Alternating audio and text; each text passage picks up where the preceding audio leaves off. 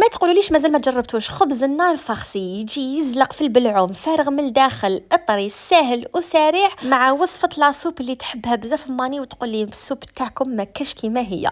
الحاجه الاولى نبداو العجينه تاعنا تاع خبز النار فيها 2 كيسان فرينه اللي كنت غربلتهم، ملعقه كبيره سكر، نصف ملعقه كبيره خميره الخبز، علبه ياغورت طبيعي و3 ملاعق كبار تاع الزيت، ملعقه صغيره ملح وطموا بالماء دافي.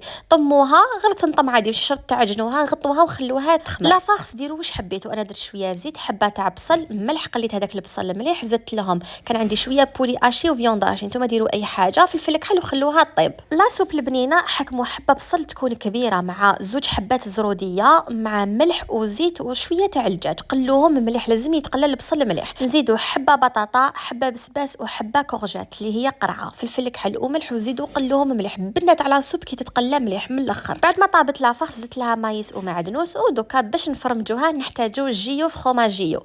انا راح نستعمل حوالي 3 ملاعق كبار. اللي راح يزيد لها بنه نخليه يبرد بتجي هنا. بعد ما تقلات لي هذيك لاصوب مليح حتى تحسوا الخضره قريب تطيب والدجاج قريب يطيب، مرقوها بالماء خلوها طيب. كي طيب ارحوها، هذاك الدجاج نحوه فتوه ورحوها، زيدوا لها شويه ماء، ديروا الدجاج اللي فتتوه مع المعدنوس، تحبوا زيدوا فرماج كيما حبيتوا، هي بلا فرماج تجيكم بنينه، وحطوها تغلي شويه. العجينه تاعي بعد ما خمرت درت الفارينه ديغازيتها وراح نقسمها على 6، راح تجيني 6 خبزات. نحكموها نحلوها متوسطه ونديروا الفرامج.